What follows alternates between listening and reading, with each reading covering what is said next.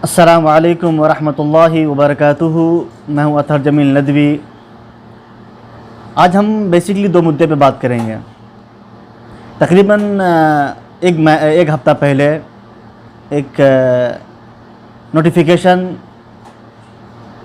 मेरी निगाह से गुज़रा जो टीयू यूनिवर्सिटी ने इस नोटिफिकेशन को रिलीज़ किया था। और और जो नोटिफिकेशन था वो एग्ज़ाम के ताल्लुक़ से था। जो भी आसार में जो एग्ज़ाम होने वाला है सावन में, इस महीने में जो त्रिभुवन यूनिवर्सिटी का जो एग्ज़ाम होने वाला है, और बहुत सारे जो कोर्सेज़ हैं जैसे बीएससी है, बीएड और बीए आर्ट्स, जो मुख्तलिफ़ लैंग्वेजेज़ हैं यहाँ पर, इंग्लिश, हिंदी, नेपाली, संस्कृत, अदर्स भी लैंग्वेजेज़ हैं।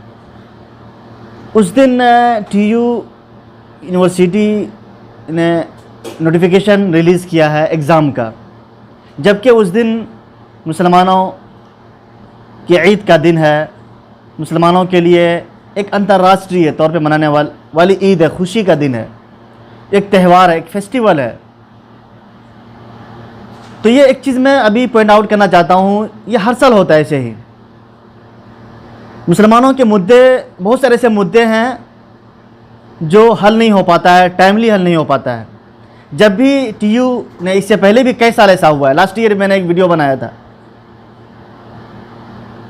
कि टीयू इनका नोटिफिकेशन आता है कि बकरीद के दिन, ईद के दिन मुसलमानों का एग्ज़ाम शेड्यूल हो जाता है। फिर बाद में मुसलमान जब शेड्यूल हो जाता है, जब रिलीज़ हो जाता है नोटिफिकेशन, तो मुस्लिम कम्युनिटी की तरफ से आवाज़ उड़ती है, फिर वो आवाज़ लगाते हैं। तो मैं ये कहना चाहता हूँ कि इसका हल क्या है। हर साल ऐसे ही हो रहा है। कम से कम एक ऐसा, मुसलमानों के जो दो बेसिक फेस्टिवल्स हैं बुनियादी तौर पे, जो पूरी दुनिया में वो दोनों फेस्टिवल मनाई जाती है, ईद और बकरीद, वो दो छुट्टी सार्वजनिक कर दे, मसला ख़त्म है। लेकिन ये हर साल ऐसा हो रहा है, और हमारी तरफ से, मुस्लिम कम्युनिटी की तरफ से नोटिफिकेशन आने के बाद फिर आवाज़ उड़ती है। एक बड़ी अफसोस की बात है। और फिर जो हमारा मुस्लिम आयोग, जो गवर्नमेंट का एक सरकारी एक विभाग है, एक सरकारी कमीशन है, तो इसको चाहिए था कि इन सब इश्यूज़ पे बात करता है कमीशन, और वो मुसलमानों के लिए जो कानून की बात करता, और बहुत सारे ऐसे इश्यूज़ हैं।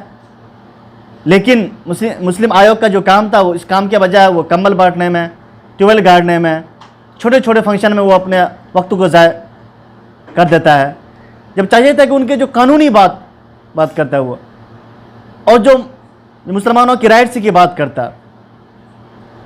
तो बड़ा अफसोस होता है इस तरह के मुद्दे पे जो काम करना चाहिए मुस्लिम आयोग को।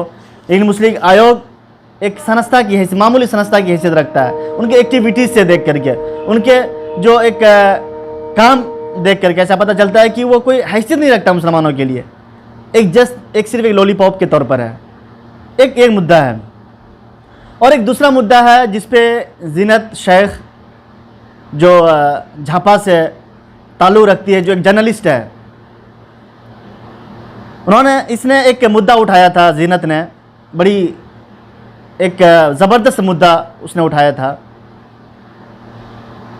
कि प्रदेश नंबर 1 की वेबसाइट पर जो बहुत सारे वहाँ पर मज़ाहिब के बारे में, धर्म के बारे में बहुत सारा तस्करा होता है। यहाँ पे कितने धर्म है प्रदेश नंबर 1 में, लेकिन उस पर बहुत सारे धर्म जो आपको पता भी नहीं है, मेचे, कोचे, गुरुंगुंग, ये ऐसे बहुत सारे धर्म हैं जो हम लोग आमतौर पर पता नहीं होता। आमतौर पर हम लोग ज़्यादा जो ब्राह्मण, क्षेत्रीय, राय, लेम्बू वगैरह को आमतौर पे हम लोग जानते हैं। इस तरह बहुत सारे धर्म हैं जिसको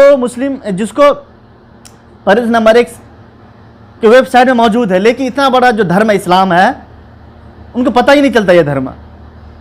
ये मतलब ये कैसी पॉलिसी है, ये कैसा एक अजीब, कभी समझ में नहीं आता मुझे। इतना बड़ा मजहब उनको दिखता नहीं है। तो इस तरह की जो अगर पॉलिसी बनाएंगे तो हम इसका जो एक साइड इफ़ेक्ट है बड़ा गंदा होता है। फिर मुल्क में एक अनारकी आ जाती है, एक बदअमनी का माहौल पैदा हो जाता है। कोई भी मुल्क किस वक्त तरक्की करता है, कोई भी स्टेट हो, कोई मुल्क हो, कोई विलेज हो, कोई सिटी हो, कभी वो तरक्की करता है जब उस इलाके में रहने वाले, उस मुल्क में रहने वाले, उस स्टेट में रहने वाले जितने भी लोग हैं वो सुरक्षित हों, उनको सारे राइट्स मिलते हों। तो ये दो मुद्दे थे जिनमें मुझे बात करनी थी। उसके अलावा यहाँ पे एक चीज़ और मिसिंग है, प्रदेश नंबर 1 की जो वेबसाइट है उसमें एक चीज़ और मिसिंग है, लैंग्वेज। जब आप भाषा की बात करते हैं तो उर्दू बोलने वाले भी एक बड़ी तादाद है मुसलमानों की जो उर्दू बोलते हैं। मुसलमानों के अलावा बहुत सारे लोग उर्दू बोलते हैं। मुसलमानों में जो कॉमन लैंग्वेज है नेपाल में उर्दू है। तो आप जिस तरह अगर आप दीगर भाषा की बात करते हैं, दीगर ज़ुबानों की बात करते हैं, तो वहाँ पे आपको उर्दू लैंग्वेज भी मेंशन करनी पड़ेगी। तो ये जब मुद्दे थे और इस पे हम कड़ी निंदा करना चाहिए हुकूमत के इस इनिशिएटिव पे, ख़ासतौर से त्रिभुवन यूनिवर्सिटी के इस नोटिफिकेशन पर कि ईद के दिन, बकरीद के दिन मुसलमानों की ईद होती है, खुशी का दिन होता है, उसमें वो एग्ज़ाम शेड्यूल नहीं करना चाहिए। उसके लिए हम आवाज़ उठाएं और मुस्तकिल आवाज़ उठाएं। ये नहीं कि आज उठाया उसके बाद एग्ज़ाम के लिए चलो उस दिन एक सहूलत दे दिया आप, उसके बाद ख़त्म। एक कानून बनाए उसको आप कि सार्वजनिक करें इन 2 छुट्टियों को।